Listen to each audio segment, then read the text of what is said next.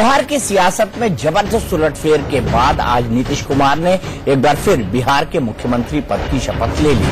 कल सुबह 11 बजे नीतीश कुमार विधानसभा में अपना बहुमत साबित करेंगे। उनके साथ साथ उप मुख्यमंत्री पद की शपथ लेने वाले बीजेपी नेता सुशील कुमार मोदी ने 132 विधायकों के समर्थन का दावा किया है। बहुमत साबित करने के बाद मंत्रिमंडल का विस्तार होगा। माना जा रहा है कि जेडीयू और बीजेपी से 13 मंत्री होंगे। बताया जा रहा है कि जेडीयू 2 मंत्रियों को कम करेगी और बाकी बचे पदों पर पिछले मंत्रियों को ही बरकरार रखेगी। वहीं बीजेपी के संभावित मंत्रियों पर चर्चा तेज हो गई है।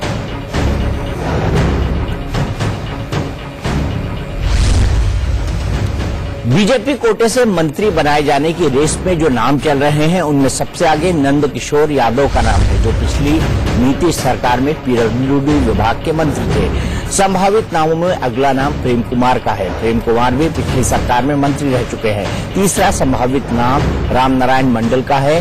ये 6 बार विधायक रह चुके हैं। बिहार के पूर्व बीजेपी अध्यक्ष मंगल पांडे का नाम भी संभावित मंत्रियों की लिस्ट में माना जा रहा है।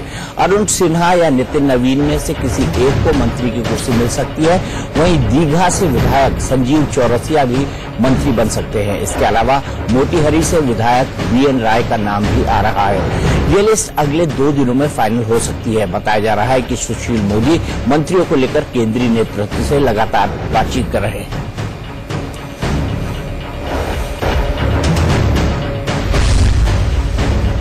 उधर नीतीश कुमार पर लालू लगातार हमला बोल रहे हैं। आज लालू चारा घोटाले मामले में सुनवाई के लिए रांची में थे।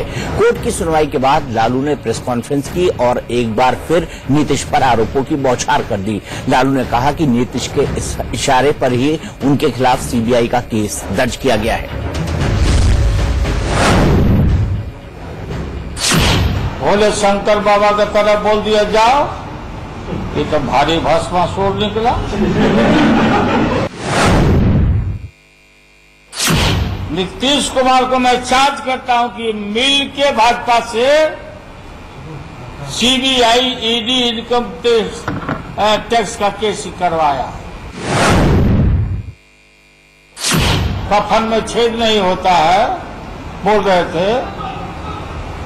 अरे आपके कफन में तो झोला है। जब हमको मैंडेट मिला 5 साल के लिए सेकुलर ताकतों को बीजेपी के खिलाफ, लालू के हमलों का जवाब देने के लिए जेडीयू ने ललन सिंह को मोर्चा संभालने दिया। जेडीयू ने कहा कि जनता ने महागठबंधन को जनादेश भ्रष्टाचार पर पर्दा डालने के लिए नहीं दिया था। महागठबंधन का ये मैंडेट नहीं था कि हम भ्रष्टाचार पर पर्दा डालने के लिए महागठबंधन बना। एडिशनल सीजेएम बाढ़ में जो 3 अभियुक्त जिनके खिलाफ चार्जशीट फाइल हुआ था उनके खिलाफ संज्ञान लिया और जो 2 आरोप मुक्त हुए थे जिसमें नीतीश कुमार जी भी थे उनको उन्होंने आरोप मुक्त किया। खबर है कि लालू प्रसाद हाईकोर्ट गए हैं। हाईकोर्ट जाने के लिए उन्होंने एक केस का हवाला दिया है। कोर्ट जाने से पहले आज लालू ने एसआर बोम्मई केस का हवाला दिया, जिस केस की हम बात कर रहे थे। दरअसल एसआर बोम्मई जनता पार्टी के नेता थे और 1988 से 1989 के बीच कर्नाटक के सीएम रहे थे। 1989 में केंद्र की कांग्रेस सरकार ने कर्नाटक की एसआर बोम्मई की सरकार बर्खास्त कर दी थी। उन्हें विधानसभा में बहुमत साबित करने का मौका नहीं दिया था। 1994 में सुप्रीम कोर्ट की 9 जजों की बेंच ने बोम्मई मामले में फैसला दिया था और कहा था कि विशेष परिस्थितियों में ही राष्ट्रपति शासन लगाने के लिए अनुच्छेद 356 का इस्तेमाल होना चाहिए। हालांकि बिहार का ताजा मामला इससे बिल्कुल अलग है। लालू चाहते थे कि सबसे बड़ी पार्टी होने के नाते गवर्नर सबसे पहले उन्हें सरकार बनाने का न्योता देते, लेकिन जानकारों के मुताबिक ये मामला पूरी तरह से गवर्नर का विशेषाधिकार है।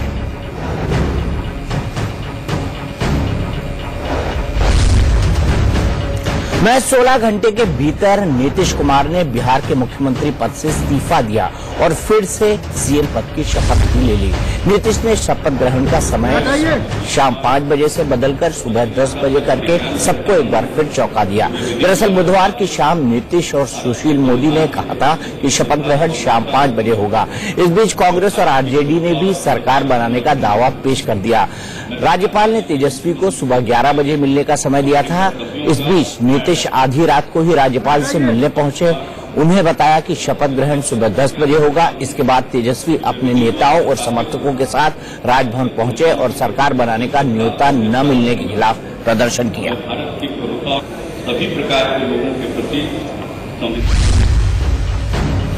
वैसे जल्दबाजी में शपथ लेने के फैसले की एक वजह तो नीतीश के विरोधी भी खुलकर बता रहे हैं। वो कह रहे हैं कि जेडीयू के कुछ विधायक टूटकर उनके साथ आ जाते और यही डर नीतीश को सता रहा था। दूसरी थ्योरी के मुताबिक नीतीश कुमार को लग रहा था कि शपथ ग्रहण को रोकने के लिए कांग्रेस और आरजेडी कानून का रास्ता अख्तियार कर सकती है। वो सबसे बड़ी पार्टी को न्योता न दिए जाने के मुद्दे को लेकर कोर्ट जा सकते थे और शपथ ग्रहण पर स्टे की अपील कर सकते थे।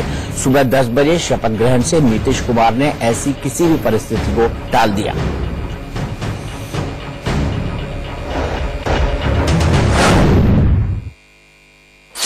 जो जदयू के जो विधायक हैं, जो सामाजिक न्याय और धर्मनिरपेक्षता को मानने वाले विधायक लोग हैं, जिनको कैद करके मुख्यमंत्री आवास में कैद किया गया, एक तरह से इलीगल तौर पे गिरफ्तार करके रखा गया, जो हम लोग के साथ है जदयू के लोग, हम लोगों को मौका दीजिए सरकार बनाने का।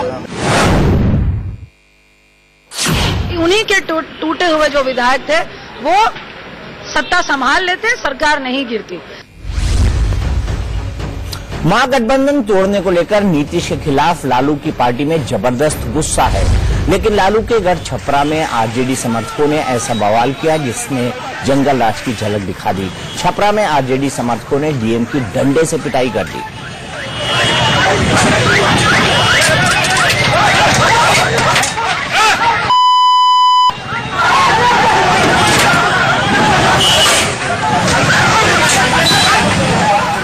दरअसल आरजेडी समर्थक नीतीश कुमार के खिलाफ सड़क जाम कर प्रदर्शन कर रहे थे। जाम हटाने के लिए जब जिले के डीएम और एसपी मौके पर पहुंचे तो लोगों ने उन पर पथराव कर दिया। हंगामे के बीच कुछ लोगों ने डीएम की पिटाई कर दी। हालात बिगड़ता देख पुलिस ने हल्का बल प्रयोग किया और लोगों को खदेड़कर जाम छुड़ा लिया।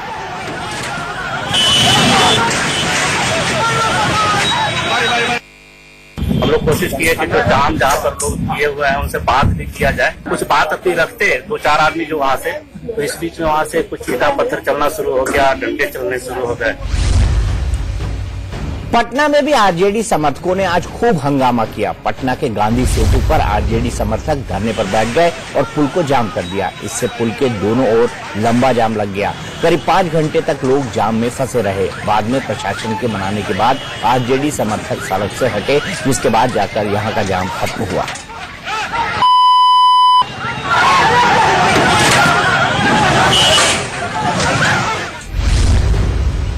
बिहार में बीजेपी के साथ सरकार बनाने को लेकर जेडीयू के वरिष्ठ नेता शरद यादव नाराज हैं। सांसद अली अनवर ने भी कहा है कि नीतीश का फैसला उनकी अंतरात्मा की आवाज के खिलाफ है। ऐसे ही कुछ नेताओं को आज शरद यादव ने दिल्ली में अपने घर पर बुलाया और उनके साथ बातचीत की। इन नेताओं में इस बात को लेकर नाराजगी थी कि नीतीश कुमार ने उनसे सलाह मशविरा किए बिना अकेले ही इतना बड़ा फैसला कर लिया। इस फैसले को लेकर शरद यादव देश भर के विपक्षी नेताओं और बिहार में अपनी पार्टी के नेताओं से बातचीत के बाद अपना रुख साफ करेंगे।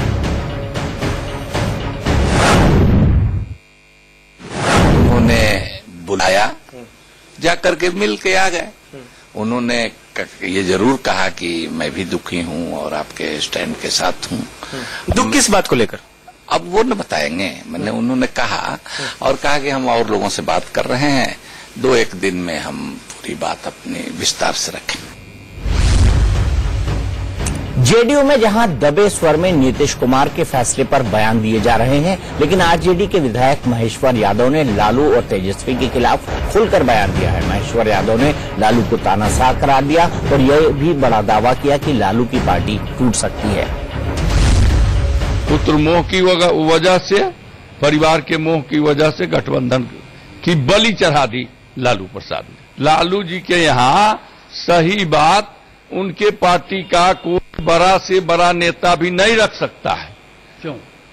तो तानाशाही है। हमारे मन की बात है, हमने अपनी बात बोल दी। हमारे ही तरह सोचने वाले राजद में 80 में बहुमत के विधायक हैं, तो वो लोग हो सकता है भविष्य में एकजुट होए।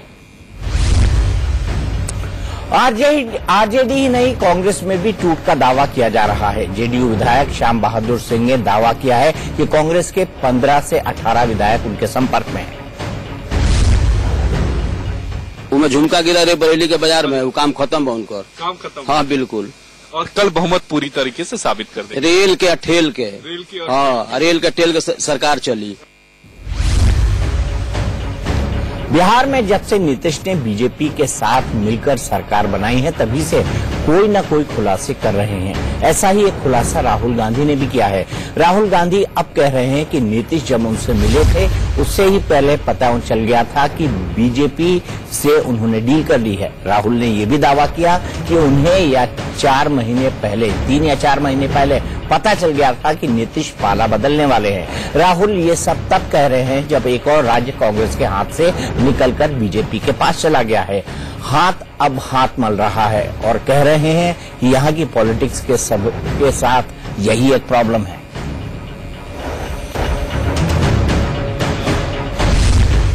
मुझसे मिले थे, मगर मुझे पता लग गया था कि उन्होंने डील कर ली है, तो धोखा दिया है। देखिए, राजनीति में पता लग जाता है आदमी के दिमाग में क्या होता है। क्लियरली मुझे मालूम पड़ गया था कि नीतीश जी ने ये प्लानिंग, मतलब देखिए मैं सच बताऊं तो 3-4 महीने से हमें पता था कि ये प्लानिंग चल रही है। अपने स्वार्थ के लिए व्यक्ति कुछ भी कर जाता है, कोई मतलब नियम नहीं है, कोई क्रेडिबिलिटी नहीं है, सत्ता के लिए कुछ भी कर देते हैं। ये प्रॉब्लम राहुल की बातों से साफ है कि जब चिड़िया खेत चुग गई तब वो पछता रहे हैं। यही नहीं, अपने राजनीतिक गुणा भाग में चूक का ठीकरा देश की सियासत पर फोड़ रहे हैं। अगर राहुल की बात मान लें कि उन्हें 3-4 महीने पहले ही नीतीश की प्लानिंग के बारे में सब कुछ पता था, तो उन्होंने इस प्लान को रोकने के लिए कुछ क्यों नहीं किया? क्यों नहीं राहुल पटना पहुंचे और नीतीश लालू को आमने सामने बिठाकर बातचीत कराई? राहुल चाहते तो लालू पर प्रभाव रखने वाली अपनी मां और कांग्रेस अध्यक्ष सोनिया गांधी से दबाव डलवाकर तेजस्वी का इस्तीफा करा देते। कल नीतीश कुमार ने अपने बयान में याद भी दिलाया कि राहुल गांधी ने उस ऑर्डिनेंस को फाड़ दिया था जिसे चारा घोटाले में फंसे लालू को बचाने के लिए तैयार किया था। लेकिन राहुल हाथ पर हाथ धरे बैठे रहे और महागठबंधन का द एंड हो गया। राहुल को लेकर नीतीश का बयान सुनिए। हमने राहुल जी से भी बातचीत की और आप सब जानते हैं उनका भी अब तक का जो रुक रहा है उसको देखते हुए, क्योंकि उन्होंने ऑर्डिनेंस फाड़ा था, ये सारी बातें थी, इसको देखते हुए कुछ ऐसा तो कीजिए। बिहार में भी जो कांग्रेस के लोग हैं, अध्यक्ष हैं, उनसे भी हमने कहा कि भाई कुछ ऐसा कीजिए जिससे सबको एक रास्ता मिले। वो ये भी कहते हैं कि मुझे 3-4 महीने से ये सब कुछ पता था, लेकिन उसके बाद भी कुछ एक्शन नहीं दिखा कांग्रेस की तरफ से। देखिए, ये आप लोग जबरदस्ती राहुल जी को फंसाने के लिए ये सारे क्वेश्चन करते हैं। हम फ्रीडम देते हैं, उसमें अगर कोई व्यक्ति पीठ में छुरा भोंक कर जाए तो ये जनता उनको बताएगी। मैम, कहीं न कहीं लगता है मैम कांग्रेस मैनेज नहीं कर पाई लालू और नीतीश को एक साथ। ये फिर कुछ गड़बड़ी तो है मैम। ये मैं फिर कहूंगी कि ये सेम सर्जिकल स्ट्राइक से आप मैनेज की बात कर रहे हैं, हम कहेंगे कि शायद बीजेपी उनको बांध के रख ली, उनको धमकी से लेके गई और शायद नीतीश जी डर गए। चूंकि राहुल हाथ पर हाथ धरकर बैठे रहे, लिहाजा नीतीश कुमार ने जब इस्तीफा देने का फैसला किया तो उन्होंने राहुल गांधी की बजाय कांग्रेस के प्रभारी सीपी जोशी को इसकी जानकारी दी। वैसे ये कोई पहला मौका नहीं है जब कांग्रेस के हाथ से बाजी निकल गई और राहुल गांधी देखते रहे। इससे पहले गोवा में 40 सीटों वाली विधानसभा में 17 सीटें जीतकर भी कांग्रेस विपक्ष में बैठी है, जबकि पर्रिकर ने 13 विधायकों के साथ बीजेपी की सरकार चला ली। इसलिए कि बीजेपी ने रात भर जागकर बाकी दलों का समर्थन जुटाया, जबकि कांग्रेस सोती रही।